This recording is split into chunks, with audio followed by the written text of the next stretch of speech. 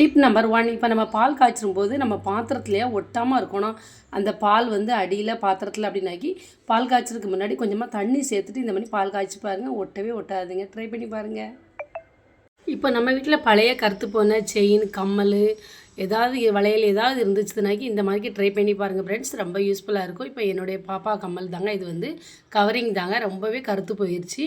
இதை எப்படி நம்ம ஈஸியாக நல்லா ஒரு புதுசு மாதிரி ஆக்கலாம் அப்படின்றது தாங்க. அந்த கருத்து போனதை ஈஸியாக எப்படி ரிமூவ் பண்ணிடலாம் அப்படிங்கிறத பார்க்க போகிறேன். இப்போ லெமன் ஜூஸ் தாங்க எடுத்து வச்சுருக்கேன். இந்த லெமன் ஜூஸில் பார்த்திங்கனாக்கி கொஞ்சம் நேரம் நம்ம வந்து இதை ஊற போட்டு வச்சிடலாங்க. அப்படியே ஒரு 10 நிமிஷம் இது ஊறினதுக்கு அப்புறமா பார்த்திங்கன்னா நம்ம வந்து கோல்கேட் பேஸ்ட்டு தாங்க எடுத்து வச்சுருக்கேன். இந்த கோல்கேட் பேஸ்ட்டையாக வச்சு லைட்டாக ப்ரெஸ் பண்ணி தேய்ச்சி எடுத்துக்கலாங்க. தேய்ச்சி எடுத்ததுக்கப்புறமா பார்த்திங்கனாலே தெரியும் நல்லா அதனுடைய நிறம் எப்படி மாறி இருக்குது அப்படிங்கிறத. எவ்வளோ கருத்து போய் இருந்தாலும் இந்த மாதிரிக்கு ட்ரை பண்ணி பாருங்கள். ரொம்ப ரொம்ப யூஸ்ஃபுல்லாக இருக்குங்க. ஃபஸ்ட்டு இருந்ததுக்கும் இப்போ இருந்ததுக்கும் எவ்வளோ டிஃப்ரெண்ட் இருக்குது அப்படிங்கிறது நீங்களே பார்த்தாலே தெரியுங்க. இப்போ இதை வந்து நல்ல தண்ணியை வச்சு நம்ம குடிக்கிற தண்ணி இருக்கலாங்க, அந்த தண்ணியெல்லாம் நல்லா வாஷ் பண்ணி இதை வந்து எடுத்துக்கிடலாங்க. நெக்ஸ்ட்டு பார்த்திங்கன்னா இந்த மாதிரிக்கு நல்லா மஞ்சள் தாங்க எடுத்து வச்சுருக்கேன். இந்த மஞ்சளையாக நம்ம இது கூடயா சேர்த்து அப்படியே லைட்டாக அது மேலேயே தேய்ச்சி விட்டுக்கலாங்க. தேய்ச்சி விட்டோன்னே பார்த்திங்கன்னா அப்படியே புதுசு மாதிரிக்கு இருக்குங்க. ட்ரை பண்ணி பாருங்கள் ஃப்ரெண்ட்ஸ். உங்கள் வீட்டில் இந்த மாதிரி பழைய கருத்து போன நகைகள்லாம் இருந்ததுன்னா இந்த மெத்தடில் ட்ரை பண்ணி பாருங்கள். Tip number 3. இப்போ நம்ம வீட்டில் பார்த்திங்களாங்க இந்த மாதிரி நெட் பேக்லாம் நிறையவே கிடைக்குங்க. நம்மளுக்கு வந்து காய்கறி, பழங்கள் எல்லாமே நம்ம நீங்கள் ஃப்ரூட்ஸ் எல்லாமே வாங்கும்போது பார்த்திங்கன்னா இந்த நெட் பேக்லேயே நம்மளுக்கு அந்த ஃப்ரூட்ஸ்லேயே அப்படி கிடைக்குங்க, நெட் பேக் உள்ளேயே. இதை நம்ம வந்து வேஸ்ட்டுன்னு தூக்கி கீழே போடுறாங்க. எதுக்கெலாம் யூஸ் பண்ணலாம் அப்படிங்கிறத தாங்க நாம் இப்போ பார்க்க போகிறோம். பார்த்திங்களா, நம்ம துணி துவைக்கிறதுக்கு ரொம்ப ரொம்ப யூஸ்ஃபுல்லாகுங்க. நிறைய பேருக்குலாம் இப்போ வாஷிங் மிஷினில் துவைக்காமல் கைகளெல்லாம் துவைப்பாங்க பார்த்திங்களா, அவங்களுக்குலாம் ரொம்பவே சிரமமாக இருக்குங்க. அந்த மாதிரி உள்ளவங்களாம் இந்த மாதிரி டிப் ட்ரை பண்ணி பாருங்கள், ரொம்ப யூஸ்ஃபுல்லாக இருக்குங்க. நெட் பேக் கிடச்சிடா மிஸ் பண்ணிடாமல் தூக்கி கீழே போட்டுறாமல் இந்த மாதிரிக்கு ட்ரை பண்ணி பாருங்கள் ஃப்ரெண்ட்ஸ். நம்மளுக்கு துணி துவைக்கும்போது கை வந்து எரியவே எரியாது. ரொம்ப ரொம்ப யூஸ்ஃபுல்லான tip friends. Tip number 4 friends. இப்போ பார்த்தீங்களாக்கி நமக்கு இதே நெட் பேக்கில் பார்த்தீங்களா நம்ம இந்த மாதிரி குளிக்கிற சோப்பு தாங்க உள்ள போட்டிருக்கேன். இதுக்கு நம்ம அதிகமாக கடையில் காசு கொடுத்து வாங்க வேண்டாங்க. இதையே நம்ம குளிக்கிறதுக்கு யூஸ் பண்ணிக்கிடலாங்க. ரொம்ப ரொம்ப யூஸ்ஃபுல்லாக இருக்குங்க. அதிக காசு கொடுத்து வாங்குறதை இந்த மாதிரி வேஸ்ட்டுன்னு தூக்கி கீழே போடுற பொருளை நம்ம இப்படியும் யூஸ் பண்ணலாமா நீங்கள் நினைப்பீங்க ஃப்ரெண்ட்ஸ். இந்த மாதிரிக்கு நம்ம தேய்க்கிறனால நம்ம தோலுக்கு எந்த அலர்ஜியும் வராதுங்க. அப்படியே நைஸாக பூ மாதிரிக்கு தாங்க இருந்துக்கிட்டு இருக்குது. இது வந்து இதை பார்த்திங்களா ரொம்ப ரொம்ப யூஸ்ஃபுல்லாக இருக்குங்க. எந்த அளவுக்கு நம்ம வேஸ்ட்டு தூக்கி போடுற பொருள் நம்மளுக்கு எந்த அளவுக்கு யூஸ்ஃபுல்லாக ஆகுது அப்படிங்கிறத நீங்களே ரொம்ப யோசிப்பீங்க. அதிகமாக காசு கொடுத்து வாங்குறதை விட இந்த மாதிரி யூஸ் பண்ணி பாருங்கள், ரொம்ப யூஸ்ஃபுல்லாக இருக்கும் ஃப்ரெண்ட்ஸ். ட்ரை பண்ணி பார்த்துட்டு எப்படி இருந்ததுங்க மறக்காமல் கமெண்ட்டில் சொல்லுங்கள். டிப் நம்பர் 5 பார்க்கலாம் ஃப்ரெண்ட்ஸ். இப்போ பார்த்தீங்கன்னா நம்ம வந்து வீட்டில் இந்த மாதிரி பாத்திரம் தேய்க்க சோப்பு எல்லாமே வச்சு யூஸ் பண்ணுவோங்க. இது பார்த்திங்களா ஸ்க்ரப்பர் எல்லாமே நம்ம வந்து யூஸ் பண்ணுவோம். இந்த ஸ்க்ரப்பர் பார்த்திங்களாக்கி நம்ம அப்படியே தேய்ச்சிட்டு அந்த பாத்திரத்துலேயே அப்படியே வச்சுருவோம். நம்ம சோப்பு வைக்க பாத்திரமாக இருக்கலாம், ஸ்க்ரப்பர் வைக்கிறது எல்லாமே சேர்ந்து வச்சுருப்போம்.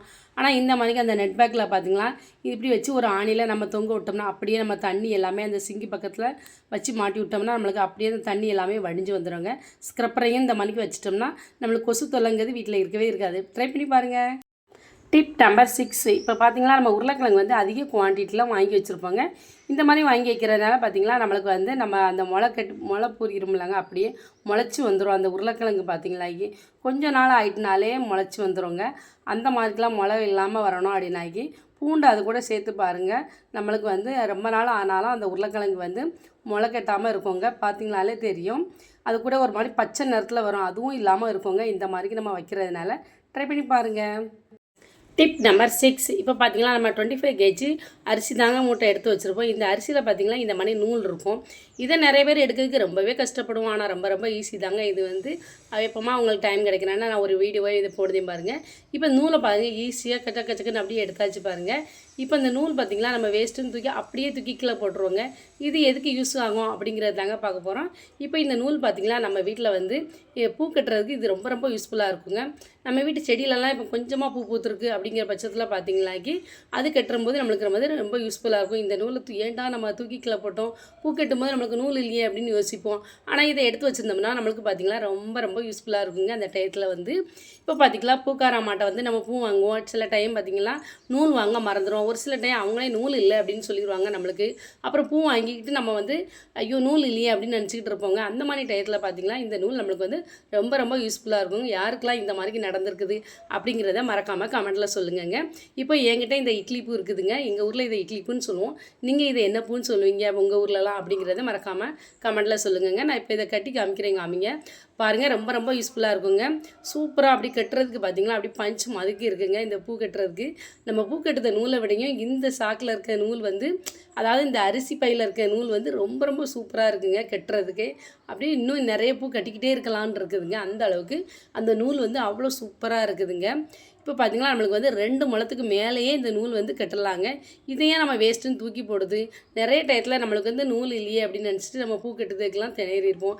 அந்த மாதிரி டயத்துலலாம் நம்மளுக்கு இது ரொம்ப ரொம்ப யூஸ்ஃபுல்லாக இருக்குங்க. உங்கள் ஃப்ரெண்ட்ஸ் அண்ட் ஃபேமிலிக்கெலாம் இதை ஷேர் பண்ணுங்க. ஏன்னா நிறைய பேருக்கு இந்த மாதிரிக்கு சம்பவம்லாம் நடந்திருக்குங்க. பூ இருக்கும், ஆனால் நூல் இருக்காதுங்க. ஆனால் இந்த மாதிரி டைமத்தில் நம்மளாம் இதை எடுத்து வச்சுருந்தோம்னாக்கி நம்மளுக்கு வந்து ரொம்ப ரொம்ப யூஸ்ஃபுல்லாக இருக்குங்க.